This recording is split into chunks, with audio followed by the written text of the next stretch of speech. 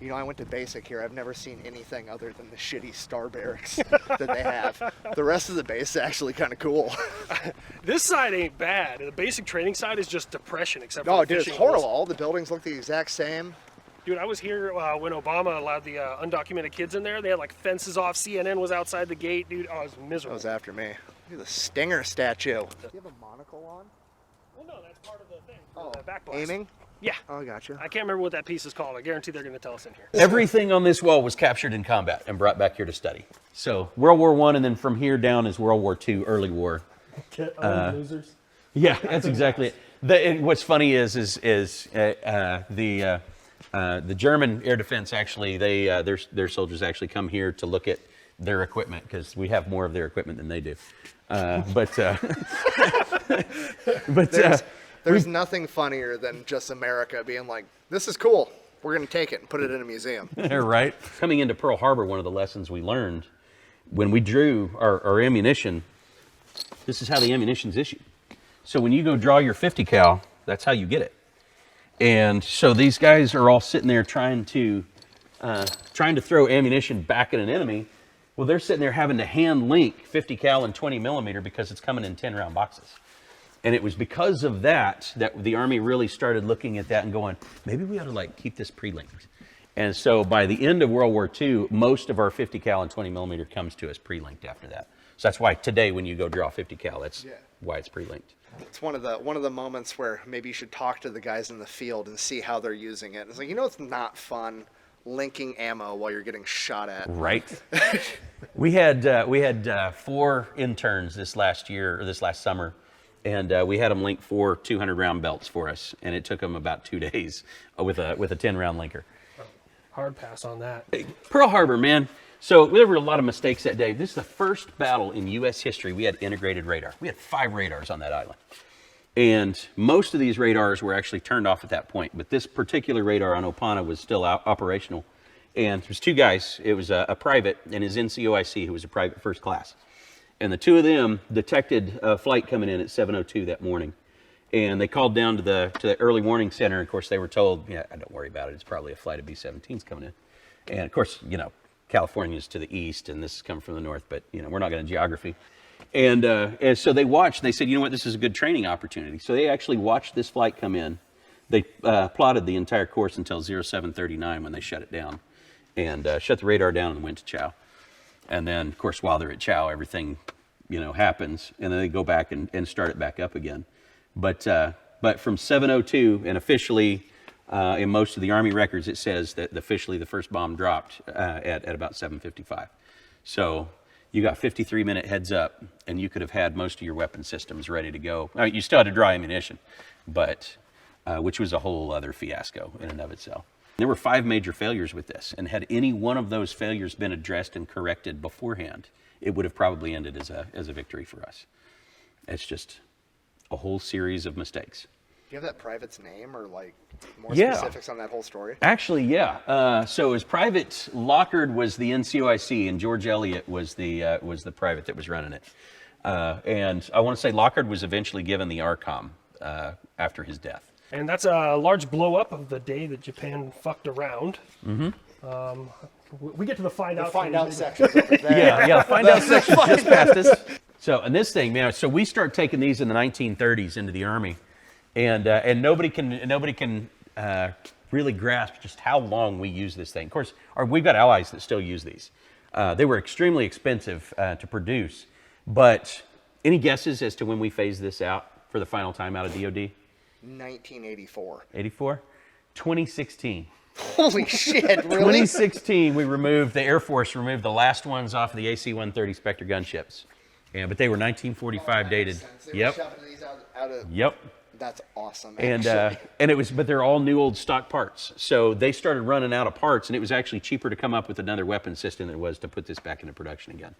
And so they scoured all the museums looking for magazines or clips, and it was actually just easier to get a new weapon. Calling up a museum, being like, "Look, I'm trying to do a drive-by with a plane.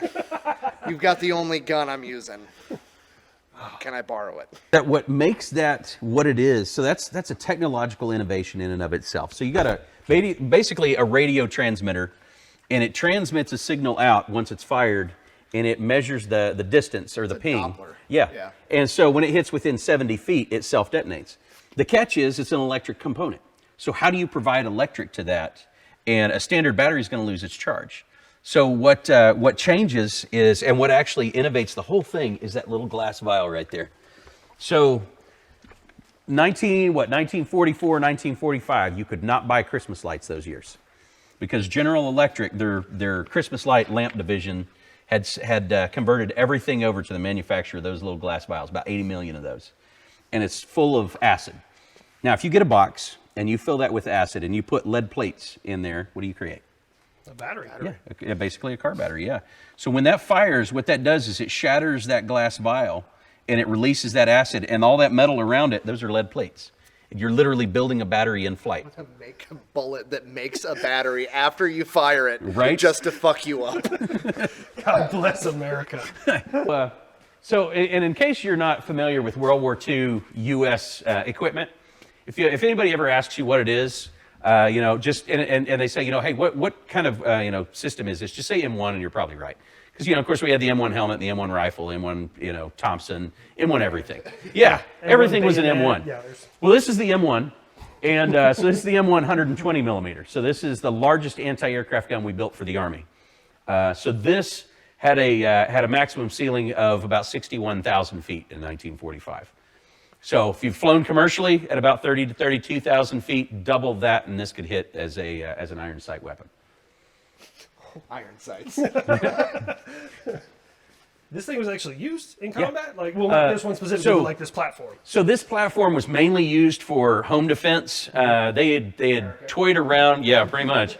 They toyed around with taking it to Korea, and it was just so big and bulky, it really didn't do a whole lot. But it was more for trying to protect us more than anything else. Home defense. Right? Home offense. So this is technically a Gatling gun, not a cannon. Right. So it is 37 millimeter.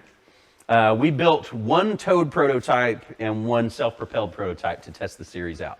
So built in 1959, the Vigilante.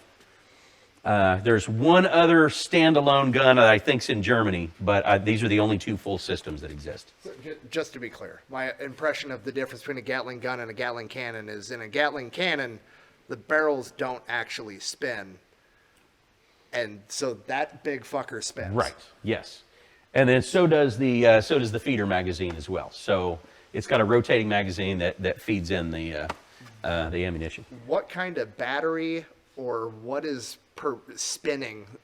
Because I mean that's 1,000 pounds worth of barrels right there. Right. And you can actually see the drive mechanisms on the back of this one right here. But it's got its own electrically driven motor. But yeah, it's just an electrical system. And really, Gatling, when he created the Gatling gun in '65, it started off as a hand crank, right? So by the 1890s, he actually had the idea, what if I were to take that handle off, and what if I just put an electric motor on this thing and geared it? And it was a great idea. The problem is the Army looks at that and they're like, where are we going to get electricity on the battlefield? So stupid idea, And then, of course, World War II, we're looking at how do we replace all those 50 cals, on aircraft especially. And so we're coming up with all kinds of ideas. We had a 20 millimeter version, which becomes the Vulcan. We had this thing. We redesigned. We took a bunch of U.S. Navy 3-inch guns and created the Skysweeper off of that concept. And then we redesigned. We took the turret off of that M19, put it on a Walker Bulldog tank chassis to create the T-141, which that'll become the M42 Duster by Vietnam. So this right here is a shell casing from a 3-inch anti-aircraft round. This was, and of course, this was back when we thought, when basically World War II starts. This is the first round fired by the 60th Coast Artillery in defense of Corregidor Island. So this is the very first, in essence, this is the first to fire of the first to fire rounds. So this is the really the first round fired in defense of all of our assets after the war begins. Now there's a lot of speculation whether the 200th fired the first round or whether they did, but this was the first round we know that was fired in defense of Corregidor. And this has been converted into an ashtray. Yes, with a Zippo lighter holder on the side. That's exactly it. So they denoted on the front with the time and all that stuff. And then on the back, they've got the regimental crest. So where was this recovered, and when did it become an ashtray? So they actually turned it into an ashtray, as far as we know, early on when they thought they were going to get relieved, and they thought they were going to get reinforced. And so they thought, this will be over here in a couple of months anyway, and no big deal. And then they started realizing, oh crap, these reinforcements aren't coming, because they were supposed to come from Hawaii. Right. And so at that point, they started sending stuff back that they didn't want to be captured. So that's why we have this. We have a few other items. We actually have all but two of the guidons from the 200th Coast Artillery, because they sent them all back so that they wouldn't get captured and turned into war trophies. Wow. That's just like self. What's the word I'm looking for? Like, Preserve? no, not self-preservation, but like when you're, like that perspective of self. Like, hey, we're probably not making it out of here, but I don't want the enemy to get their hands on this, so let's get it the hell out of here. Like Right. that's intense. Like I've never even experienced something like that. And with the Philippines, of course, that was a U.S. territory. So one of the things that we didn't want them to get a hold of, and that's part of the reason the priorities were the way they were. So we were getting ammunition delivered by submarine. That's how we were able to keep fighting for 6 months. But in return, what they were doing is they were dumping off that ammunition, and they were pulling the gold out of the banks and putting them on those submarines and bringing them back to the U.S. They didn't have enough room for the silver, so the silver ended up getting left there. They dumped it into the ocean, but all the gold actually ended up coming back. Well, thank you so much for your Absolutely. time and your effort. Absolutely, man. It's good to meet you, Absolutely, I appreciate and it. good to see you again. Of course, of course. Well, thank you for joining us on this first episode of Habitually Fat. My co-host is Nick, the Fat Electrician. I am Ethan, habitual line crosser. Special thank you to the Fort Sill Training Support Facility and the Fort Sill Fire Center of Excellence Chain of Command for allowing us access into this amazing facility they have here, and I hope you guys all learned something.